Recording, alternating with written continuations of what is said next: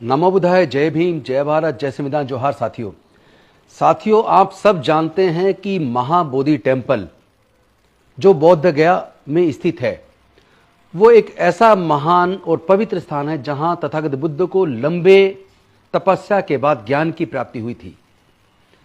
और वहां उसके बाद सम्राट अशोक ने महाबोधि टेम्पल का निर्माण किया था। उस महाबोधि टेम्पल के अंदर आजादी के समय लगभग ब्राह्मणों का कब्जा था, लेकिन लगातार एक संघर्ष हुआ और उस संघर्ष में बौद्धों को महाबोधि टेम्पल का मैनेजमेंट पूरी तरह दिया जाए।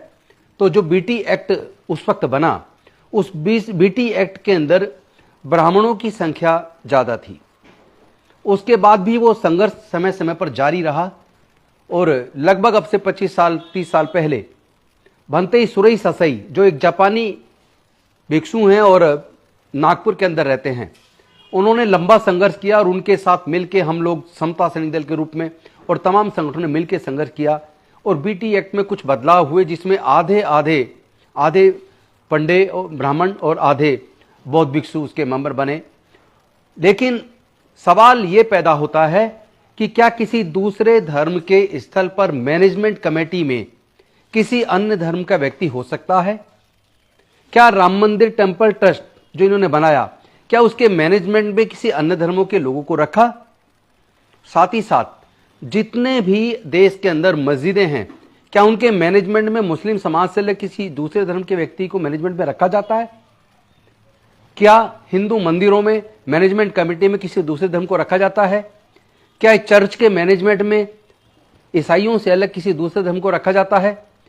क्या गुरुद्वारों के अंदर सिखों से अलग किसी दूसरे धर्म के लोगों को मैनेजमेंट कमेटी में रखा जाता है? जवाब है नहीं रखा जाता। तो फिर महाबोधि टेम्पल महाविहार, जिसमें पूरे दुनिया के बौद्धों की आस्था है, भारत के बौद्ध लगातार बीटी एक्ट में अमेंडमेंट करने की मांग कर रहे हैं। ऐसी कौन सी मजबूरी है बिहार सरकार की और केंद्र सरकार की जो इस एक्ट में अमेंडमेंट नहीं कर रही है? क्या कारण है? पिछले 12 तारीख से लगातार क्रमिक भूख हड़ताल जारी है। अनेकों बौद्ध भिक्षु और बौद्ध मतावलंबी उपासक एवं उपासिकाएं लगातार भूख हड़ताल पर वहां बैठे हैं, लेकिन सरकार के कानों पर जूं नहीं रेंग रही है। क्या सरकार इतनी तानाशाह हो गई है? क्या सरकार को बौद्धों की आस्था की कोई फिक्र नहीं है? क्या तुम्हारी आस्था आस्था है, हमारी आस्था की कोई वैल्यू नहीं है? यह नहीं चलेगा। आप लोग कर क्या रहे हैं? एक तरफ आप एक मस्जिद को तोड़ते हैं ये कह के कि यहां राम मंदिर था, जबकि वहां खुदाई में जितने अवशेष मिले वो इस ओर इशारा करते हैं कि वहां साकेत नगरी थी जहां पे बुद्ध के सारे अवशेष मिले। लेकिन उसके बावजूद हम चुप रहे। आप लोग देखें कि आप पूरा का पूरा सरकार और पूरा कोर्ट सब उनके साथ हो गया और वहां बाबरी मस्जिद तोड़ी गई अवैध तरीके से और मस्जिद मंदिर बना दिया गया। हमने सोचा चलो कोई बात नहीं है, झगड़ा खत्म हो। लेकिन आप अगर अपने उस जगह पर जहां कभी बौद्ध विहार हुआ करता था, जो साकेत नगरी थी, वहां आपने मंदिर बना लिया, लेकिन यह महाविहार बौद्धों की आस्था का केंद्र है। आप बौद्ध लोगों को इतना कमजोर मत मानो। माना कि बुद्ध ने दुनिया को शांति और मानवता का संदेश दिया। यह भी सच्चाई है कि दुनिया को समता, स्वतंत्रता, बंधुता, न्याय, प्रज्ञाशील, करुणा और मैत्री का मार्ग तथागत बुद्ध ने दिलाया। यह भी सच है कि हम लोग अहिंसावादी हैं, लेकिन इसका मतलब यह नहीं है कि कोई हमारे ऊपर हमला करे और हम चुप रहेंगे। इसका मतलब यह भी नहीं है कोई हमारे धार्मिक स्थलों पर कब्जा कर ले, हम चुप रहेंगे।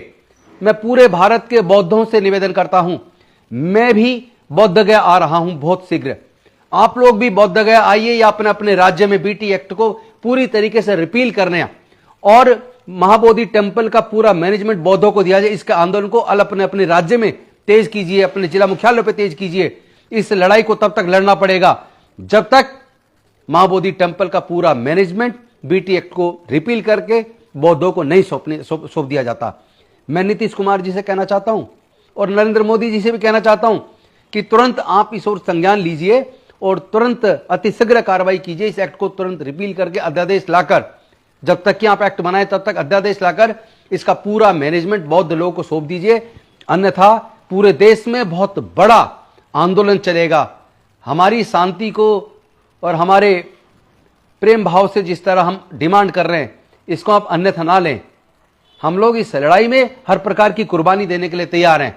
और मैं तमाम बौद्धों से कहना चाहता हूं, तमाम अम्बेडकरवादियों से कहना चाहता हूं, आप लोग शांतिप्रिय तरीके से इस लड़ाई को लड़ें, लेकिन हर प्रकार की कुर्बानी देने के लिए तैयार हो जाए। मैं खुद भी कुर्बानी देने के लिए तैयार हूं। हम सब लोग मिलकर मां बोधि टेम्पल को मुक्त कराएंगे। प्लीज सब लोग एकजुट होइए और अपने आस्था के केंद्र, अपने बुजुर्गों की सांस्कृतिक विरासत मां बोधि टेम्पल को हम लोग मुक्त कराकर बौद्धों के अधीन लेकर रहेंगे। बहुत बहुत धन्यवाद। नमो बुद्धाय। जय भीम, जय भारत, जय संविधान, जोहार।